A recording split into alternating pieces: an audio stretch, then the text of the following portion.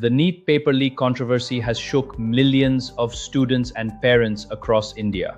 Massive protests are erupting across the nation as students demand justice. The outrage is spreading quickly across social media platforms. There are demands for accountability. But after following the entire issue, I kept asking myself one question.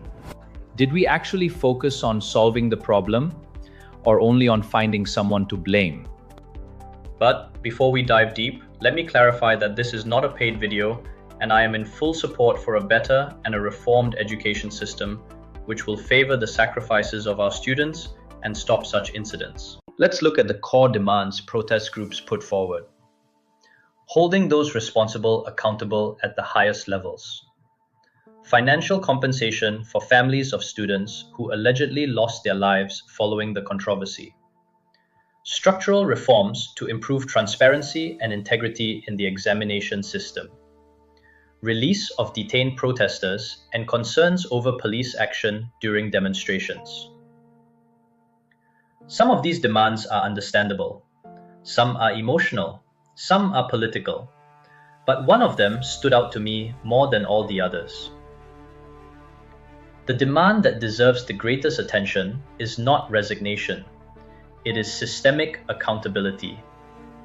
Because let's be honest, replacing one minister or changing a few officials doesn't automatically fix the system that allowed such failures to happen.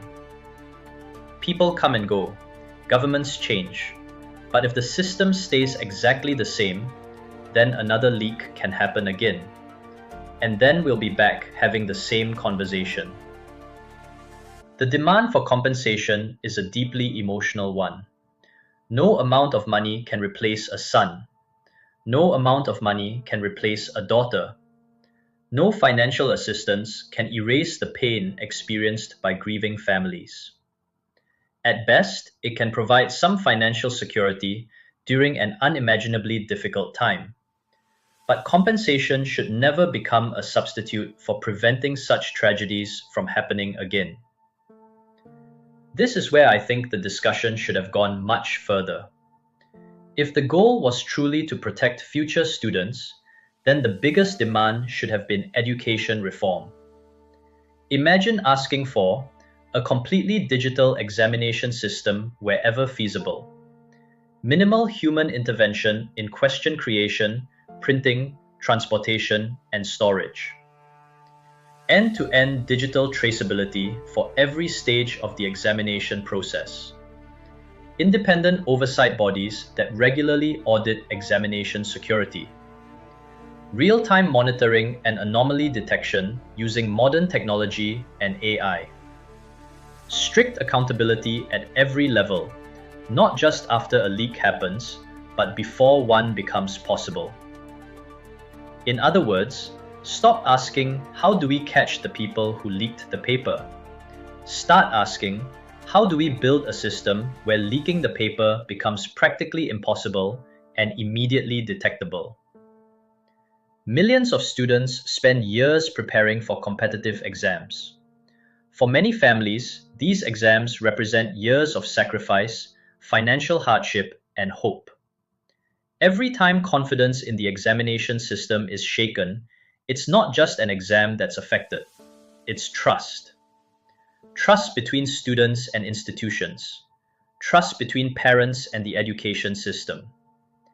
And rebuilding that trust requires more than accountability after a crisis.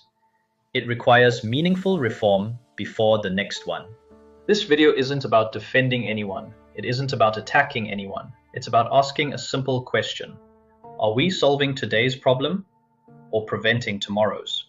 Because resignations may change people, but reforms change systems. And if this tragedy teaches us anything, it's that India deserves an examination system where integrity isn't hoped for, it's engineered into every single step. Thank you so much for watching. I'd genuinely like to hear your thoughts. What reforms do you think are necessary to ensure incidents like this never happen again? Share your ideas in the comments below. Let's keep this discussion respectful, constructive, and focused on solutions. I'll see you in the next one.